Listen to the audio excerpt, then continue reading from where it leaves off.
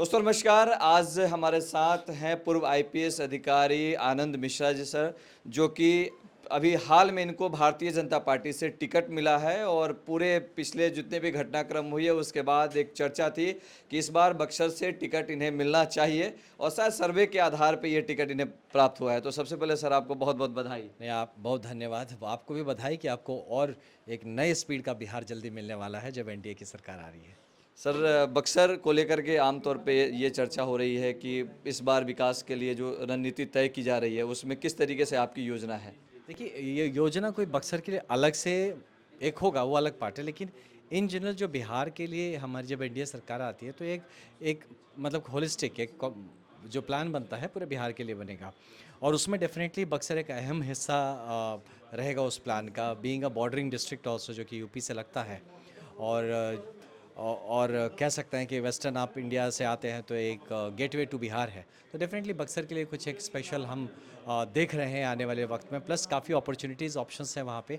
इसके लिए हम लोगों ने काफ़ी प्लान्स कर रखे हैं हर एक क्षेत्र में। देखिए, अगर आप देखेंगे तो एनडीए की सरकार हर वो क्षेत्र जिसके बारे में विपक्ष के लोग बात कर रहे हैं, सपने दिखा रहे हैं, वो एनडीए ऑलरेडी कर रही है।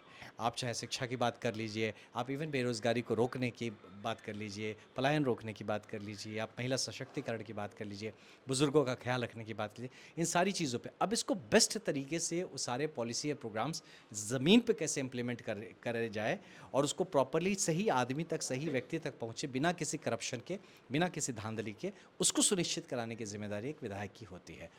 बहुत क्योंकि जिम्मेदारी है और हमेशा से बक्सर चर्चा में रही है और पिछली बार भी इतना सेफ सीट होने के बावजूद भी हार गई। कई विरोधी हैं और आपस में भी कई लोग इस टिकट की दावेदारी में वहाँ पे थे। तो किस तरीके से अपने जो लोग साथी उनको मनाएंगे, क्योंकि कई लोग नाराज़ भी हैं जिनको टिकट नहीं मिला। नहीं, देखिए, ये एक स्वाभाविक ह्यूमन इम्पल्स है और मैं सबके साथ उस बात के लिए सहानुभूति भी रखता हूँ कि सबकी इच्छा होती है कुछ करने का और इसमें सबको भगवान मौका देना चाहिए, सबको मैं मानता हूँ। बट वही है कि अब जैसे सेट होता है, जिस चीज़ें एक एक करके सबको मौका मिलता है, लेकिन हम एक परिवार हैं, उसमें कोई भी नाराज़, क्या कौन नाराज़ है? बक्सर का विकास करने से कौन नाराज़ है ना? सबका तो ध्येय वही है, सब तो बक्सर का ही विकास करते हैं। हाँ, ये ज़रूर है कि हाथ में फावड़ा किसके रहेगा, वो बात है कि किसको ज़िम्मेदारी वो दी गई, बाकी सब उसमें सपोर्ट में लगेंगे। जिसके हाथ में फावड़ा फावड़ा चलाएगा, बाकी कोई पानी डालेगा, कोई उसमें पौधा लगाएगा, कोई उसकी रखवाली करेगा, काम तो सबके लिए है। तो ये एक आप देखेंगे संगठित प्रयास है, वो एक संगठन के हिसाब से प्रयास है और एनडीए और भाजपा जो है वो बड़े साथ, सही में सबका साथ सबका विकास का जो बात है वो, और सबका प्रयास जो है ना, तभी सबका विश्वास होता है। तो ये सारी जो चीज़ें हैं वो कहने की बात नहीं है, ये आपको ज़मीन पे होता नज़र आएगा। मैं मानता हूँ कि जिसके मन में भी इस बात को लेके खटास आता है, तो मेरी भी जिम्मेदारी बनती है कि मैं उनको इस बात को बताऊँ कि मैं एक चेहरा हो सकता हूँ, लेकिन जो ताकत है वो वही रहेंगे, है ना? तो इस वही बात है। अब आगे मुझे पूरा यकीन है कि हमारे जितने भाई बहन हैं वहाँ पे सब लोग ही चाहते हैं कि एक बेहतरीन बक्सर बने, जिससे कि एक बेहतरीन मजबूत बक्सर बनेगा तो एक विकसित बिहार के लिए उसका एक सकारात्मक मतलब योगदान रहेगा। और अंतिम सवाल रहेगा कि सर जो, क्योंकि आप एक आईपीएस अधिकारी रहे हैं तो भ्रष्टाचार भी एक बहुत बड़ा मुद्दा रहता है, तो क्या इस बार ये मैसेज जाएगा उन अधिकारियों में जो इस तरह के गलत काम करते हैं बक्सर में। बिल्कुल, देखिए, ये मैं बोल सकता हूँ आपको और डंके की चोट पे कह सकता हूँ कि मैं जहाँ जहाँ रहा हूँ तो मेरा एक पहला सबसे बड़ा हिट जो होता है वो भ्रष्टाचार, करप्शन नहीं होने दूंगा।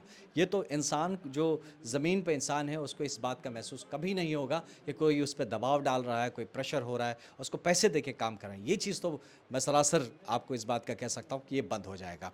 और यही नहीं, साथ में काम जो वर्क डिलीवरी होने लगेगा, आपके काम गिनाने पड़ेंगे। चाहे मैं भी, अगर मैं वहाँ का विधायक बनता हूँ तो मेरी भी जिम्मेदारी कि मैंने पिछले एक हफ्ते में क्या क्या काम किया। अगर मैं नहीं गिनाता हूँ तो एक हफ्ते में फिर क्या कर रहा हूँ वहाँ पे, उस एक हफ्ते पब्लिक के जो मुझे वोट देते हैं या जो मुझे चुन के देते हैं, उसका एक एक मिनट का हिसाब उनका होना चाहिए, एक एक काम का हिसाब होना चाहिए, और ये चीज़ आपको होता हुआ नजर आएगा। तो सर जीत की अग्रिम बधाई आपको और उम्मीद करेंगे कि इस बार न सिर्फ जीते आप विधायकी से बल्कि मंत्री भी बने बिहार सरकार में। बहुत बहुत बधाई सर थैंक यू सो आपको। मच। धन्यवाद।